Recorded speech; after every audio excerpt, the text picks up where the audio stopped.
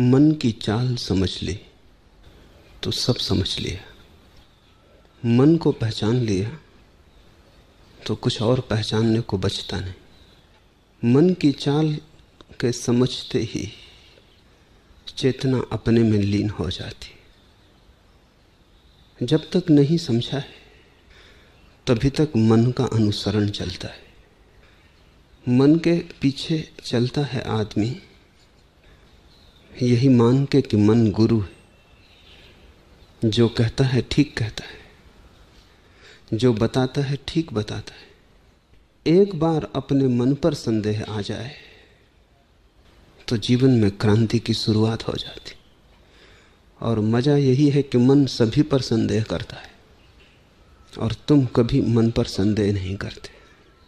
मन पर तुम्हारी श्रद्धा अपूर्व, उसका कोई अंत नहीं। और मन रोज तुम्हें गड्ढे में डाले तो भी श्रद्धा नहीं टूटती। मेरे पास लोग आते हैं, वे कहते हैं लोगों की श्रद्धा उठ गई। मैं उनसे कहता हूं कि लोगों की जैसी श्रद्धा मन पर है, उसे देख के ऐसा नहीं लगता कि लोगों की श्रद्धा उठ गई। कितना ही भटकाए मन, कितना ही सताए मन, कितना ही भरमाए मन, श्रद्धा नहीं टूटती।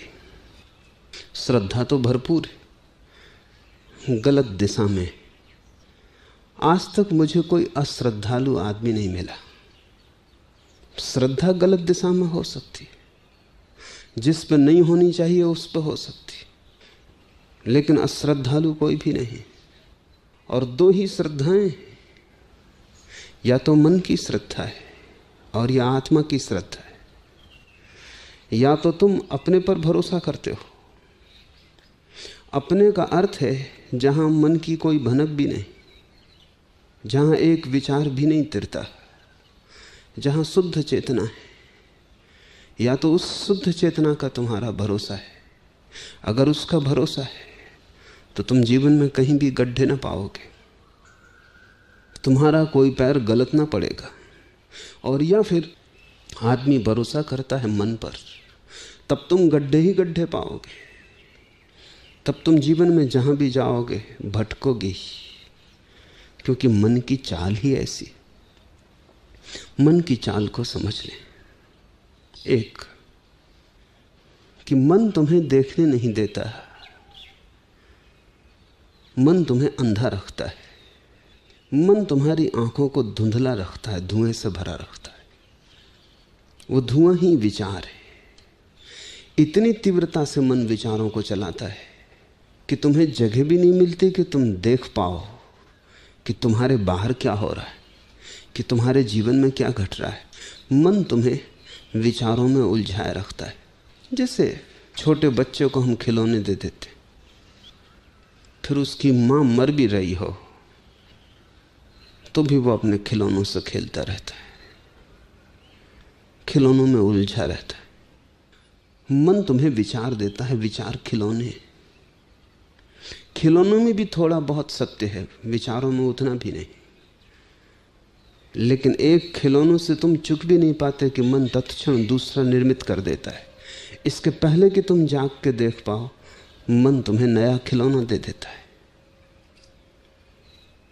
पुराने से तुम उब जाते हो तो मन नई उलझने सुझा देता है। एक उपद्रव बंद भी नहीं हो पाया कि मन 10 उपद्रवों में रस जगा देता है। और ये इतनी तीव्रता से होता है कि दोनों घटनाओं के बीच खिड़की बनाने लायक भी जगह नहीं मिलती जहां से तुम देख लो कि जिंदगी में हो क्या रहा है। मैंने सुना है कि मुल्ला नसरुद्दीन जब बहुत बूढ़ा हो गया, 90 वर्ष का हुआ, तब उसका बड़ा भरा पूरा परिवार था। उसका बड़ा बेटा ही 70 वर्ष पार कर रहा था।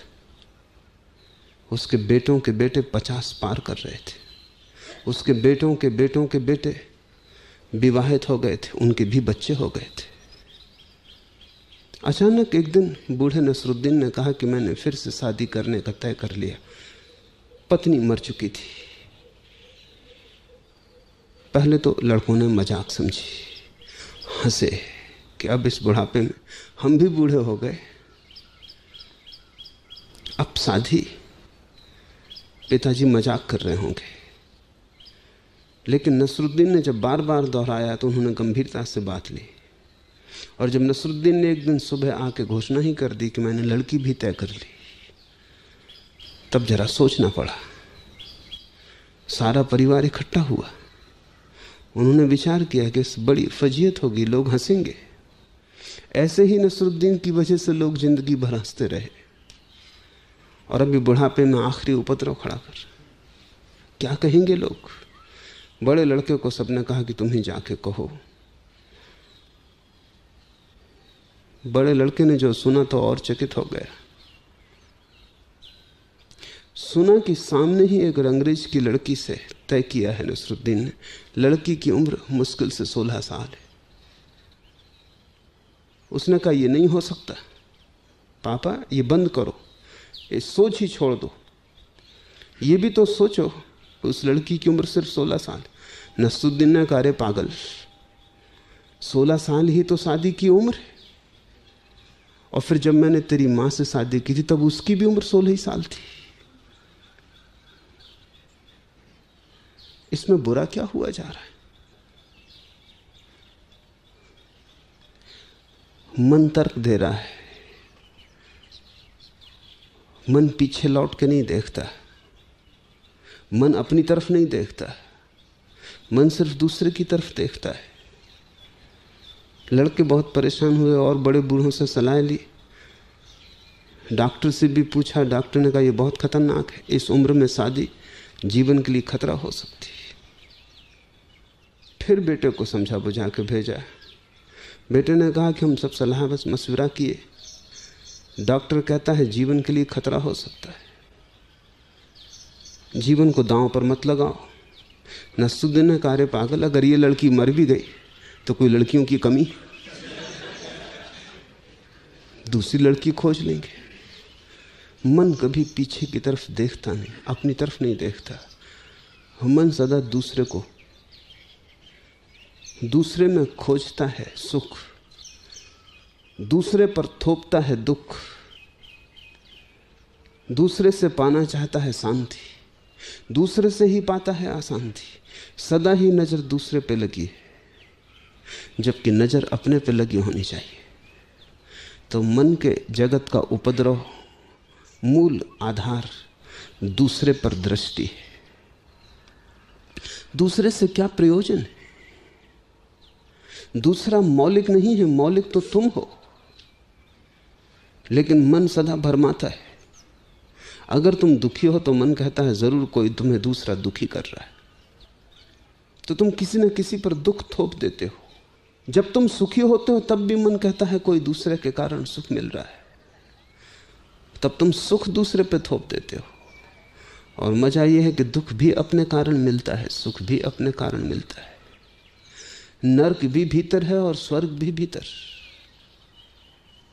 अंततः तुम ही निर्णायक हो, क्योंकि तुम्हारी व्याख्या पर ही निर्भर करेगा कि क्या सुख है और क्या दुख है।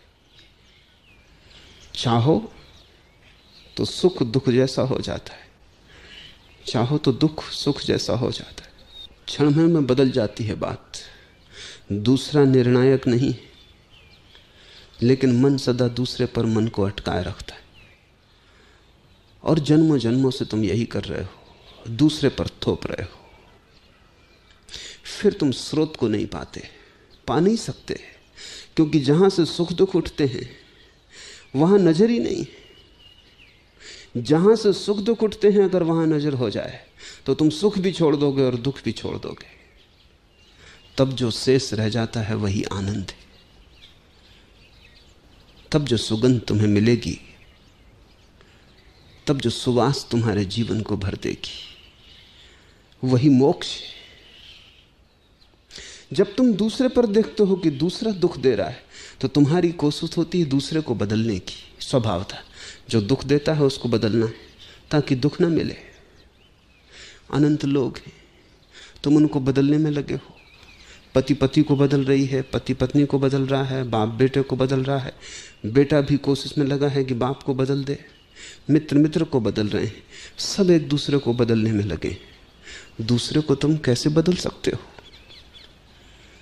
दूसरा स्वतंत्र है, उसकी अपनी नियति है, दूसरे का अपना आधार है, अपना केंद्र है, दूसरे का अपना स्रोत है जहां से उसके मनोभाव उठते। तुम दूसरे को नहीं बदल सकते। तुम अगर किसी को बदल सकते हो तो स्वयं को, लेकिन वहां तो नजर ही नहीं, मन वहां देखने ही नहीं देता। जैसे ही कोई व्यक्ति स्वयं को देखता है वो पाता है सुख भी यहीं से उठते, दुख भी यहीं से उठते। न केवल यही, जल्दी ही उसको दिखाई पड़ने लगता है कि हर सुख के साथ उसका दुख जुड़ा है, हर फूल के पास उसका कांटा है, और हर दिन के पीछे छिपी उसकी रात है। जैसे जैसे तुम भीतर आते हो वैसे वैसे साफ होने लगता है कि अगर तुमने सुख चुना तो दुख भी चुन लिया। हर सुख का अपना दुख है, हर स्वर्ग के पास उसका नरक है, जरा भी दूर नहीं, संयुक्त है, एक ही द्वार है दोनों का। जैसे ही तुमने सुख को चुना तत्क्षण तुमने दुख को चुन लिया। जैसे एक ही सिक्के के दो पहलू। जिस दिन ये दिखाई पड़ जाता है, पहला अनुभव कि सुख दुख भीतर से उठते हैं, दूसरा अनुभव कि हर सुख और दुख संयुक्त है, तब दुख और सुख में कोई भेद नहीं रह जाता। और जो आदमी जान लेता है कि स्वर्ग और नरक में कोई भी भेद नहीं, वो दोनों को छोड़ देता है। मन कोशिश करता है दुख को छोड़ने की और सुख को बचाने की। ज्ञानी दोनों को छोड़ देता है, क्योंकि दोनों या तो साथ बचते हैं या साथ जाते हैं। तुम सिक्के का एक पहलू बचाओगे, कैसे बचा पाओगे? दूसरा पहलू भी बच जाएगा। ज्यादा से ज्यादा इतनी कर सकते हो कि जो पहलू तुम्हें पसंद है उसे ऊपर कर लो, जो पहलू तुम्हें पसंद नहीं उसे नीचे कर दो। लेकिन वहीं छिपा है, हर दिए के तले अंधेरा है, और हर सुख के नीचे छिपा दुख है। देर अबेर वो जो नीचे छिपा है प्रकट होगा। और जीवन का एक महत्वपूर्ण नियम है कि अगर तुमने सुख को ऊपर रखा और सुख को भोगा तो सुख चुक जाएगा, और जब सुख चुक जाएगा तो दुख उठना शुरू हो जाएगा। जिसको तुमने भोगा वो चुकेगा, और जिसको नहीं भोगा वो बचा हुआ है, उसको कौन भोगेगा? एक पहलू तुमने खर्च कर लिया, अब दूसरा पहलू बचा है, अब उसे भी भोगना पड़ेगा। ये दूसरी प्रतीति है भीतर जाते यात्री की, कि सुख दुख संयुक्त है। तो इसका अर्थ हुआ कि सुख दुख है, उनमें जरा भी भेद नहीं। भेद मन की भ्रांति थी, मन की टेढ़ी मेढ़ी चाल के कारण भेद मालूम पड़ता था। सुख दुख दोनों छूट जाते, छोड़ना भी नहीं पड़ता। ये एहसास, ये प्रतीति, ये अनुभव कि दोनों एक है, फिर छोड़ना भी नहीं पड़ता। जैसे अंगारा हाथ में रखा हो, छोड़ना पड़ेगा। समझ में आया कि अंगारा है कि छूट जाएगा। जिससे घर में आग लगी हो तो निकलने के लिए कुछ प्रयास करना पड़ेगा। पता चला कि आग लगी कि तुम बाहर हो जाओगे। तुम फिर ये भी ना पूछोगे कि कहां से बाहर जाऊं, रीति रिवाज क्या है, सभ्य मार्ग क्या होगा। तुम खिड़की से छलांग लगा के निकल जाओगे। तुम ये ना पूछोगे कि खिड़की से निकलना उचित अनुचित, शिष्ट अशिष्ट।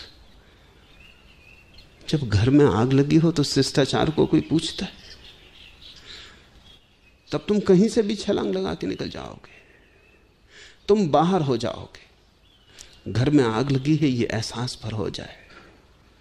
जैसे कोई भीतर जाता है वैसे ही सुख दुख एक ही हो जाते, तत्क्षण छूट जाते। जो शेष रह जाता है वही मोक्ष है, जो शेष रह जाता है वही तुम हो। जो शेष रह जाता है वही परमात्मा है। लेकिन मन तुम्हें भीतर नहीं जाने देता। मन कहता है दूसरे ने दुख दिया, मन कहता है दूसरे ने सुख दिया, मन दूसरे पर अटकाए रखता है। ये मन की पहली कुशलता है। दूसरी कुशलता मन की कि वो हमेशा आधे को दिखलाता है और आधे को नहीं देखने देता।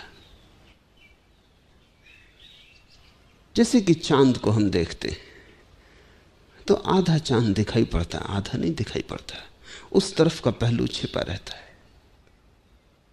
मन जो भी देखता है हमेशा आधे को देखता है, मन पूरे को नहीं देख सकता। चांद तो बड़ी चीज है, तुम्हारे हाथ में एक कंकड़ भी रखते हैं, छोटा सा एक रेत का कण रखते हैं, उसको भी तुम पूरा नहीं देख सकते। आधी दिखेगा, आधा उस तरफ जो है वो छिपा रहेगा। मन आधे को ही देख सकता है, मन आधे को देखने की व्यवस्था है। इसलिए तो मन के कारण द्वैत पैदा होता है, क्योंकि आधे को देखता है उसे समझता है ये पूरा, फिर दूसरे आधे को देखता है उसे समझता है ये पूरा, और दोनों को कभी साथ तो देख नहीं सकता। इसलिए उनको एक कैसे माने। इसलिए जहां एक है वहां मन दो देखता है,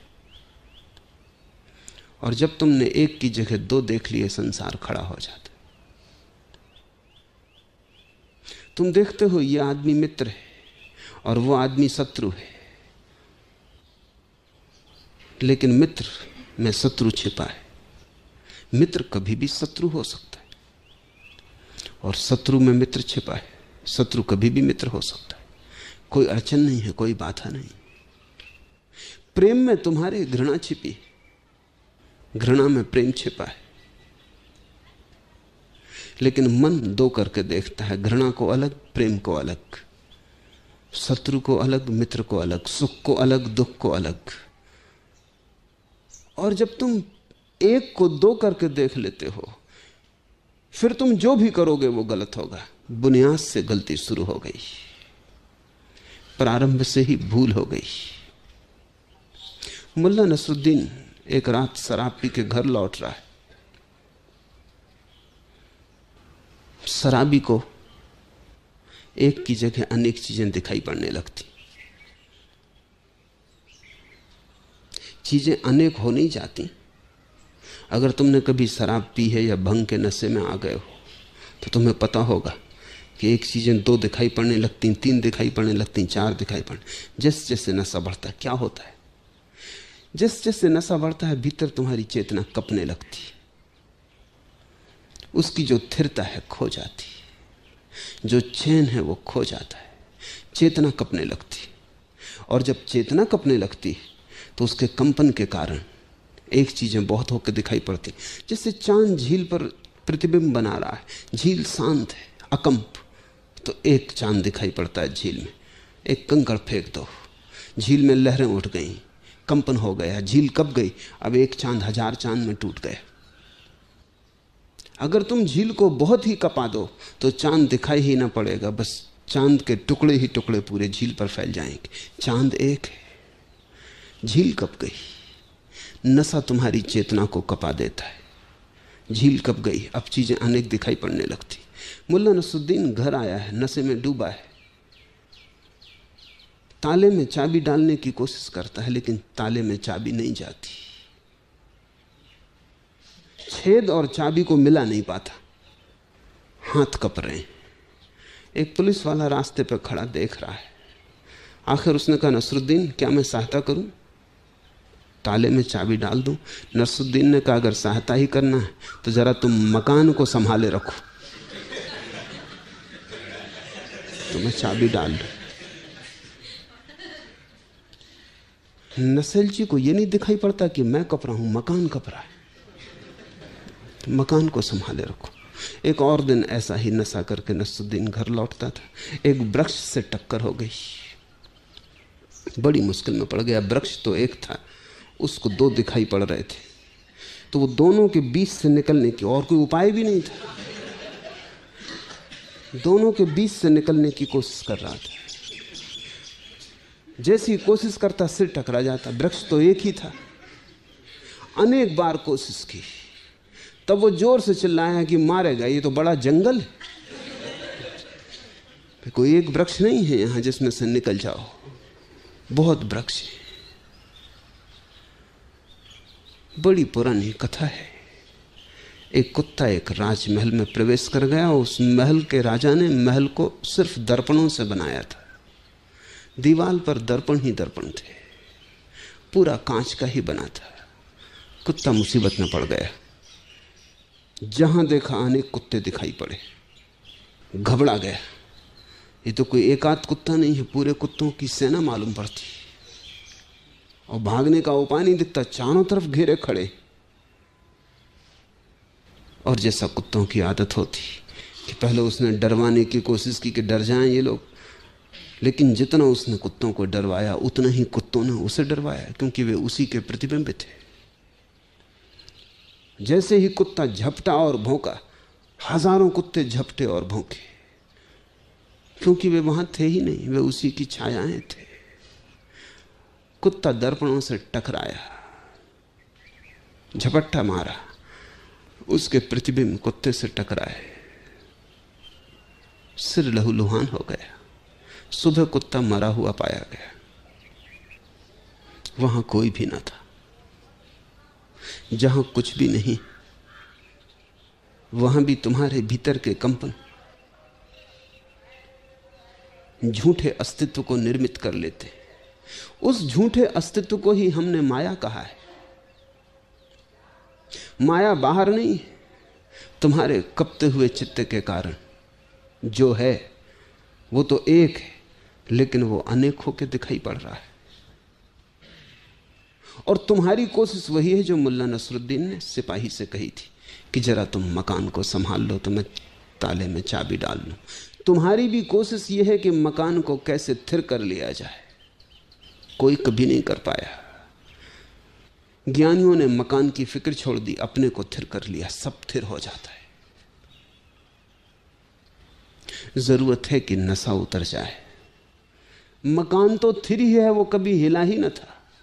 ये अस्तित्व कभी हिला ही नहीं है, ये बिल्कुल थिर है, ये अपने में बिल्कुल लीन है, ये स्वभाव में डूबा है। तुम हिल गए हो, लेकिन तुम अस्तित्व को संभालने की कोशिश कर रहे हो। मन द्वैत का सूत्र है और अनेक का भी सूत्र है। मन से गुजर के चीजें वैसी ही हो जाती हैं जैसे सूरज की किरण को अगर तुम एक कांच के टुकड़े से गुजरने दो। कई पहलुओं का कांच का टुकड़ा ले लो, प्रिज्म उस टुकड़े को कहा जाता है। उसमें तरासे हुए कई पहलू। सूरज की किरण गुजरती है उससे, जब आती है तो एक होती, जब उससे बाहर निकल ली तो सात हो जाती। इसलिए तो इंद्रधनुष निर्मित होता है। इंद्रधनुष निर्मित इसलिए हो जाता है कि हवा में वर्षा के दिनों में पानी के कण लटके होते हैं। वो पानी के कण प्रिज्म का काम करते हैं। उन पानी के कणों में से सूरज की किरण गुजरती है, टूट के सात हो जाती है, सात रंग दिखाई पड़ने लगते हैं। जगत तुम्हारे मन से गुजरा हुआ इंद्रधनुष।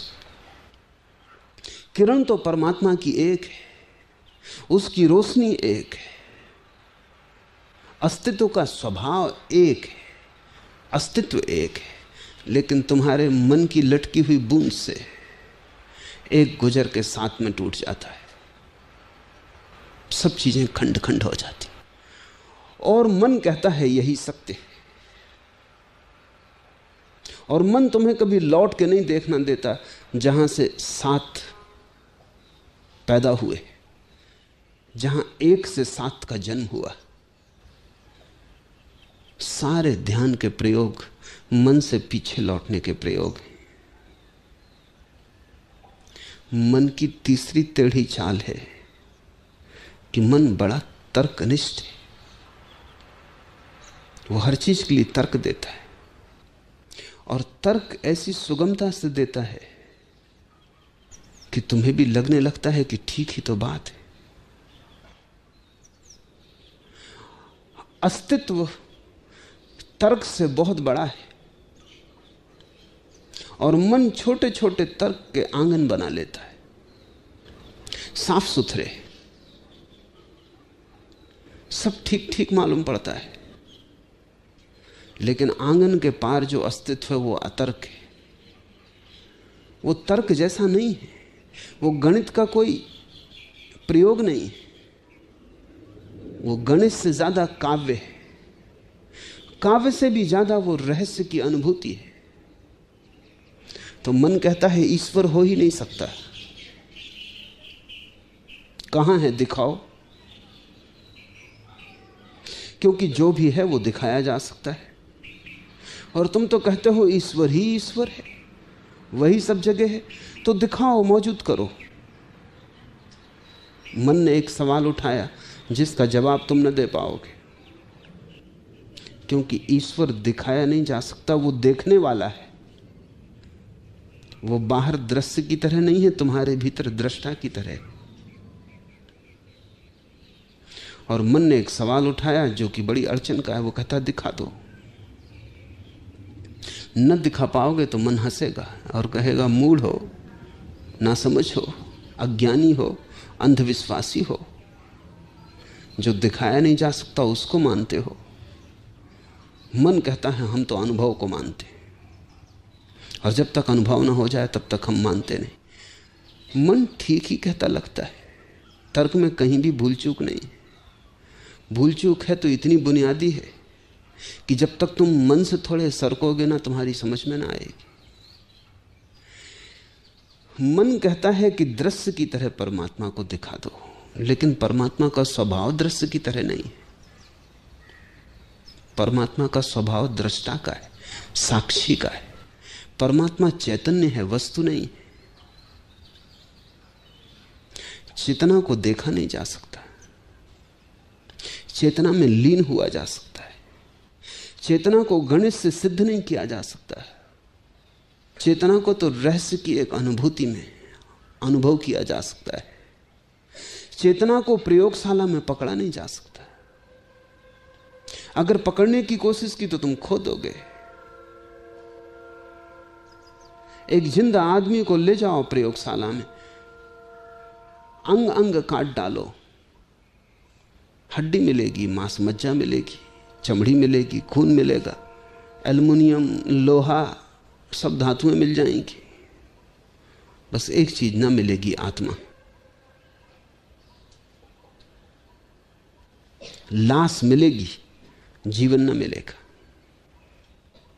क्योंकि तुमने काटा उसी वक्त जीवन तिरोहित हो जाता है। ऐसे ही जैसे एक फूल को कोई विश्लेषण करे, तुम्हें मैं एक फूल दिखाऊं, कहूं कि देखो ये गुलाब का फूल कितना सुंदर है, और तुम कहो कहां है सौंदर्य, गुलाबी रंग दिखाई पड़ता है, मान लेते हैं। पखरियां हैं, कोमल हैं, मान लेते हैं। गंध है, मान लेते हैं, लेकिन सौंदर्य कहां? सौंदर्य दिखाओ,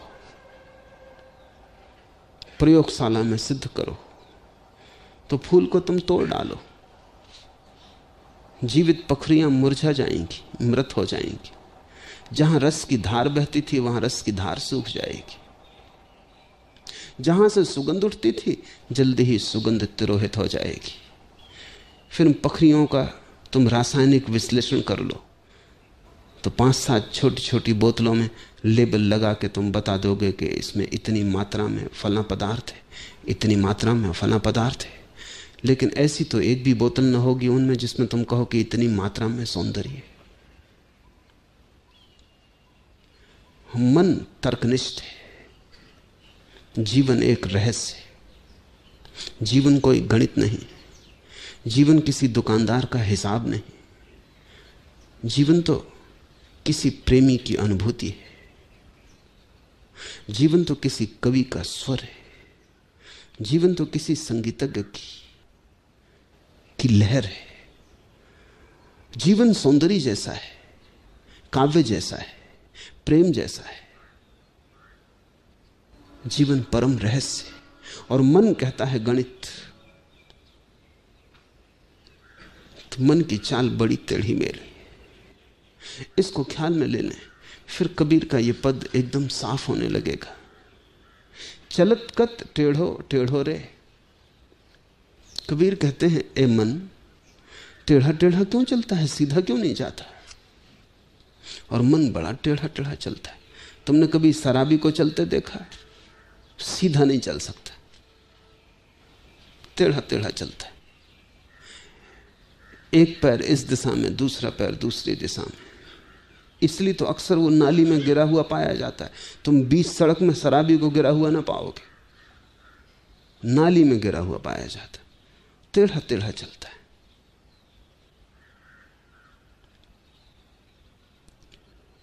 टेढ़ेपन ये है कि जहां रहस्य है वहां तर्क उठाता है। तर्क बड़ी टेढ़ी चीज है। तर्क से ज्यादा टेढ़ा इस संसार में कुछ भी नहीं है, क्योंकि तर्क से तुम जो है उसे सिद्ध कर सकते हो कि नहीं है। तर्क से जो नहीं है उसे तुम सिद्ध कर सकते हो कि वो है। लेकिन ये हवाओं में बनाए गए घर हैं, इनका अस्तित्व में कोई अर्थ नहीं। मुल्ला नसरुद्दीन का बेटा स्कूल से पढ़ के लौटा, विश्वविद्यालय से शिक्षित हुआ, सबसे बड़ी उपाधि लेके घर आया। तो जैसा कि अक्सर यूनिवर्सिटी से लौटने वाले बच्चों को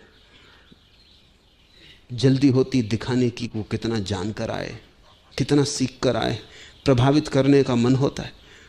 और यूनिवर्सिटी से लौटने वाले सभी बच्चे माँ बाप को मूल समझते।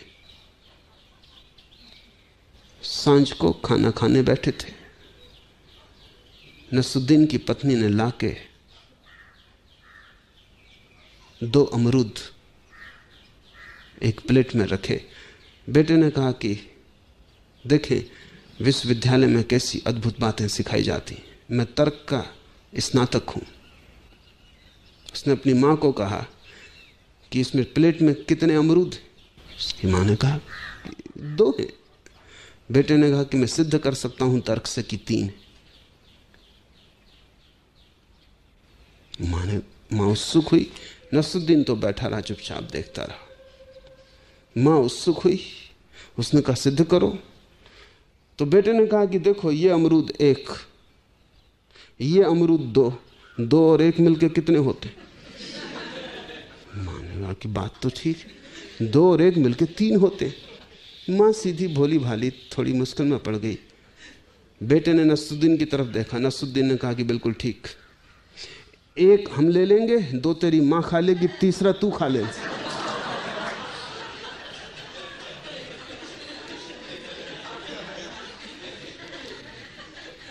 तर्क हवा है, उसे खाया नहीं जा सकता।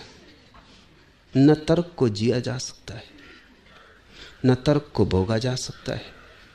लेकिन तर्क मन पर बड़ा भारी है, और मन तर्क से चल रहा है, इसलिए जीवन से तुम वंचित हो। जीवन सीधा सीधा है, उससे सरल और सुगम कुछ भी नहीं। तर्क टेढ़ा टेढ़ा है। इसलिए कबीर कहते हैं, चलत कत टेढ़ो टेढ़ो रे। सीधा क्यों नहीं चलता? साफ रास्ता है, इधर उधर क्यों उतरता है? यहां वहां की बहकी बहकी बातें क्यों करता है? अपने मन को समझने की कोशिश करना। जब तक तुम तर्क ही करते रहोगे तब तक समझना तुम टेढ़े टेढ़े जा रहे हो। तब तक जो सीधे सीधे मिलता था उससे तुम वंचित रहोगे। मंदिर के द्वार खुले, राह सीधी साफ है, जरा भी कोई बाधा नहीं, लेकिन मन तुम्हें यहां वहां उतार ले जाता है। मन तुम्हें राह से उतार देता है। मन तुम्हें बेराह कर देता, और इतनी कुशलता से करता है कि तुम्हें कभी ख्याल भी नहीं आ पाता। एक मित्र मेरे पास आए कुछ दिन पहले, कहा कि मन बड़ा अशांत है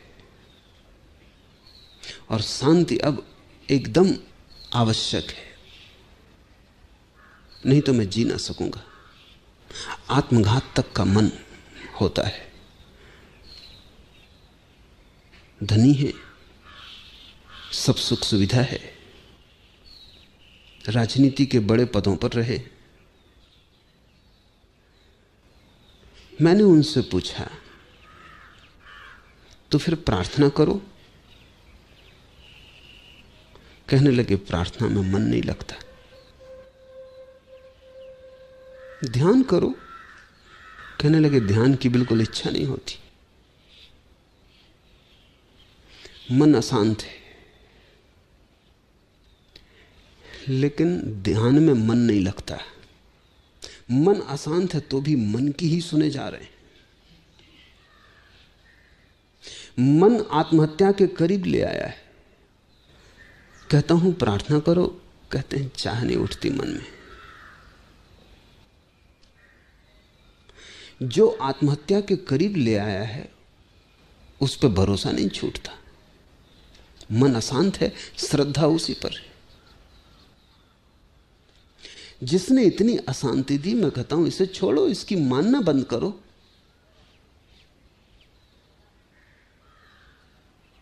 वो कहते हैं